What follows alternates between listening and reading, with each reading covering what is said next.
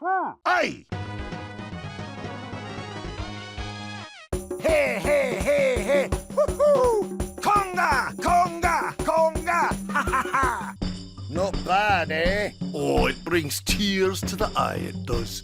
Oh, hey! This can't be a good matchup! Entering the ring comes the game's second mid-health power class, the deviously deranged Demo Man. With a stable 175 health and the most powerful arsenal in the game, Demo Man is the dominator of open area combat and revels in superior leagues of indirect fire. Armed with powerful grenade launchers and infuriating sticky bombs, Demo Man is a very tough opponent. The first thing to keep in mind is that, unlike Soldier, both of Demo Man's projectile weapons fire faster than a Pyro can air blast. Air blasts induce a 0.75 second cooldown, while Demo Man's firing interval with both the grenade launchers and sticky bomb launchers minus the Scottish resistance is 0.6 seconds. You might scoff at the idea of 0.15 seconds making a difference, but in a game where movement and accuracy are intertwined so intrinsically, believe me, that small fraction of time can make all the difference. On top of having a faster fire rate to your air blast, the Demo also has two kinds of projectiles he can juggle you with, both of which interact differently with your air blast. Grenades arc when fired and reflected respectively, and like rockets make you the owner of the projectile when you reflect them. Stickies, however,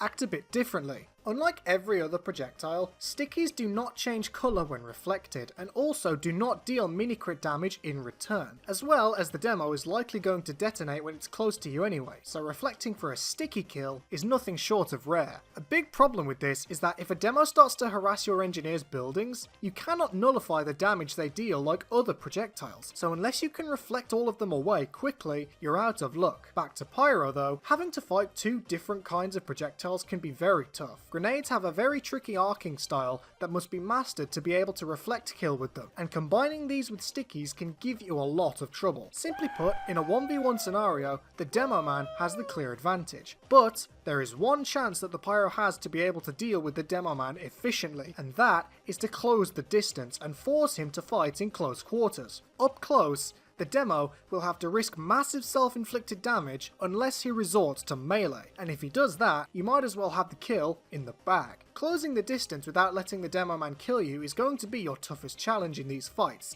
as laying stickies in prep for your approach is a simple way for the Demo to deny your approach. Master tricky and unpredictable ways to close the gap, and you'll find your chance to send that Scotty packing. Fight me!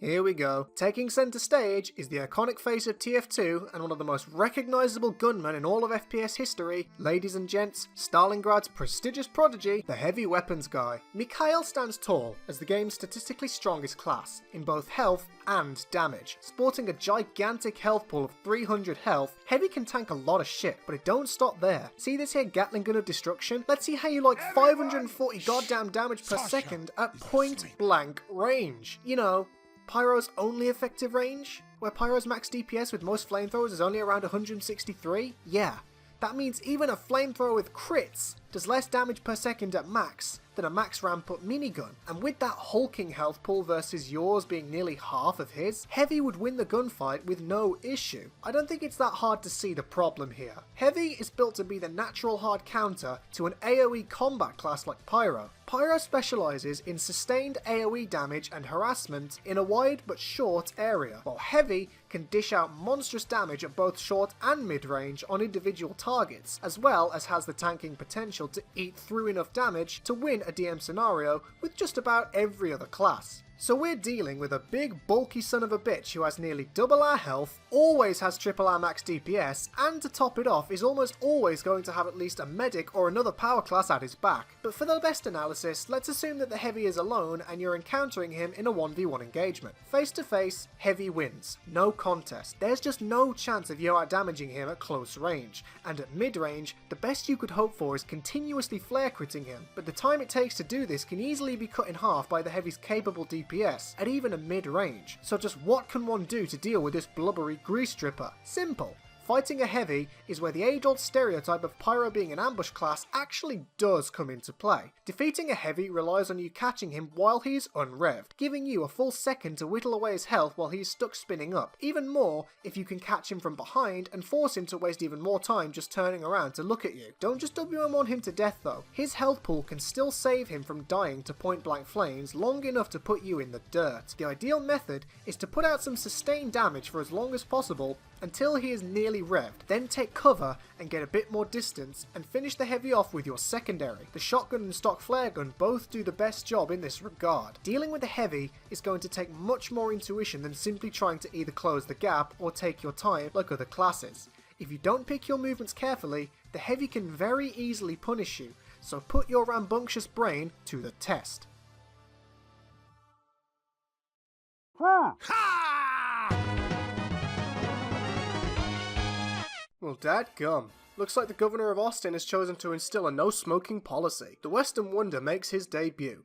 The Engineer is the second light class on the chopping block with the usual cap of 125 health. This can however be up to 150 with the Gunslinger, which I'll get onto later. By himself, the Engineer has a surprisingly limited arsenal, featuring a lovely arsenal of reliable shotguns minus the crappy POMs and a small yet solid line of secondaries and not one bad wrench to speak of. The Engineer's toolset is overall one of the most rounded in the game. Engineer's prowess of course extends far past his standard weaponry, as we all know. Engie is known for his intrinsically useful buildings, the defensive sentry gun, the offensive teleporter, and the supportive dispenser. A vanilla Engineer is not terribly hard to take on up front. He's pretty much just a weaker scout. Same health, less speed, less powerful shotgun. In a 1v1 fight, your firepower exceeds his. Don't underestimate the trusty shotgun though. I think it speaks for itself at this point how good aim with the shotgun can screw you over just as much as the enemy. But what if the hard hat is hiding behind his hulking monstrosity? This is where it becomes a lot more difficult. Because of your limited range, you are simply no match for a sentry face to face, aside from perhaps corner peeking. Generally though,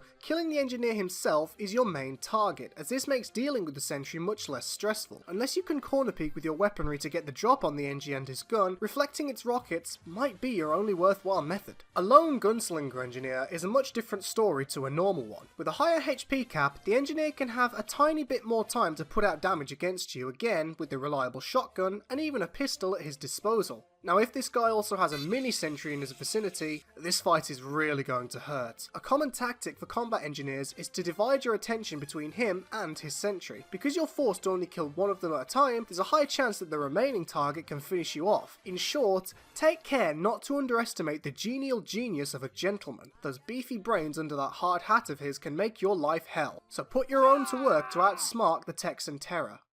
Baby, and